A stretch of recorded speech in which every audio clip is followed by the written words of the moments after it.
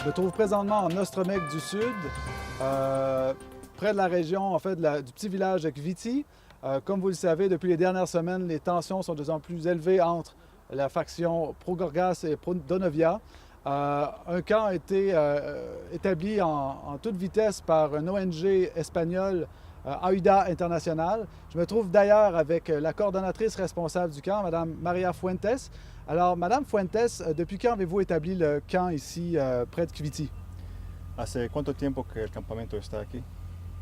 El campamento lleva una semana, tenemos una decena de carpas armadas y una enfermería con lo poco que tenemos en este momento, pero necesitamos ayuda urgentemente. Ça fait une semaine que le camp est ici. Nous avons construit une dizaine de tentes, une infirmerie. Nous avons fait ce qu'on a pu avec ce que nous avons eu, avec le matériel qu'on a eu. Et donc, un camp qui est établi depuis une semaine. Et qui retrouve-t-on exactement et combien de personnes vous avez dans ce camp? ¿Cuántos refugiados hay en el campamento y quiénes son? En este momento tenemos 50 personas, familias, personas solas en busca de sus familiares desaparecidos. Tenemos heridos, personas que han sido golpeadas y que han sido dadas por muertas y hasta torturadas. Nous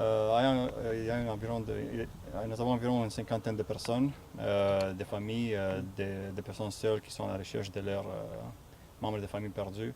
Nous avons des personnes blessées, des personnes qui ont été battues et laissées pour morts, des personnes torturées. También tenemos personas que han sido, que tienen infecciones muy fuertes, dada a la mala higiene y el estado crítico en las que viven. Oui, il y a plusieurs personnes qui ont des infections graves à cause du manque d'hygiène et à cause de conditions de vie déplorables. Donc, des conditions très difficiles ici, près de Kviti. Qu'est-ce que vous diriez qui sont les besoins peut-être les plus criants des réfugiés qui sont ici? ¿Cuáles son las necesidades las más importantes ahora? En realidad necesitamos toda la ayuda, necesitamos agua, comida, medicamentos, pero si quieren podemos entrar al campamento para que ustedes mismos se den cuenta. Nous avons besoin de tout, de l'eau, de la nourriture, des médicaments. On a besoin de tout, mais si vous voulez voir, on peut rentrer dans le camp. Oui, s'il vous plaît.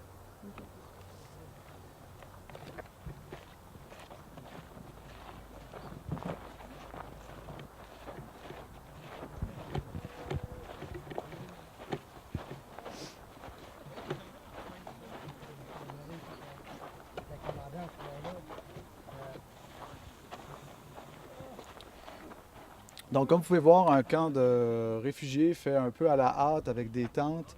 On voit ici présentement très peu de femmes, beaucoup d'hommes, quelques enfants. On nous a dit un peu avant de faire ce reportage que les femmes étaient malheureusement prises en otage un peu dans ce grand conflit. Certaines sont kidnappées et demandées en rançon. Ce qu'on peut voir aussi, une infirmerie justement où on voit quelques personnes qui semblent y être. Pensez-vous que ce serait possible d'aller faire un tour en infirmerie? ¿Es posible ir ver a la enfermería? Sí, claro. Okay. Donc, comme on a pu voir aussi, juste avant pendant qu'on tourne le reportage, un convoi de l'ONU qui a apporté quelques denrées, de l'eau, du pain. Justement, ils sont en train de les distribuer. Oh, on est ici à l'infirmerie, on voit quelques travailleuses, quelques infirmières.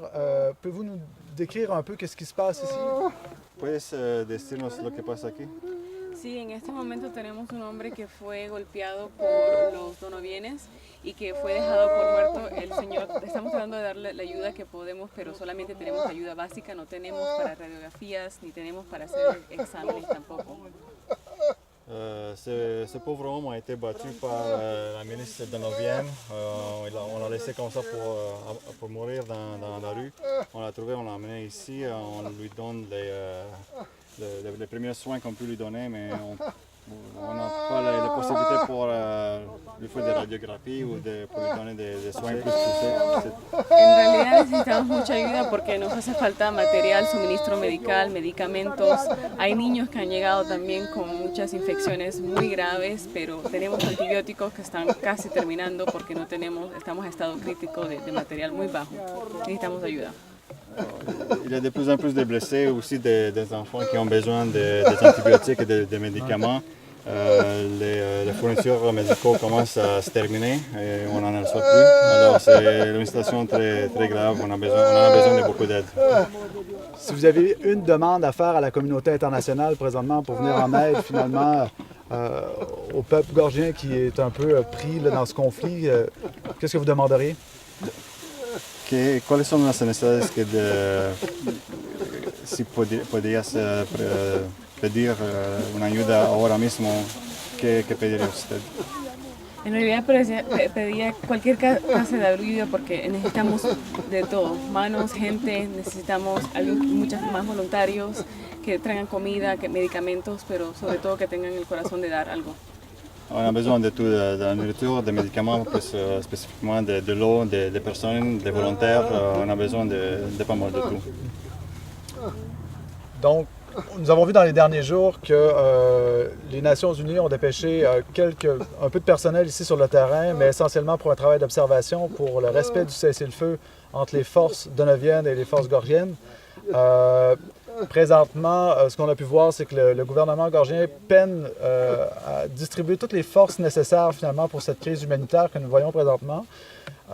Évidemment, le président a fait une demande formelle auprès de l'Assemblée de l'OTAN pour avoir finalement de l'appui de la communauté internationale lors du dernier sommet le 16 mars dernier, situé d'ailleurs au Canada.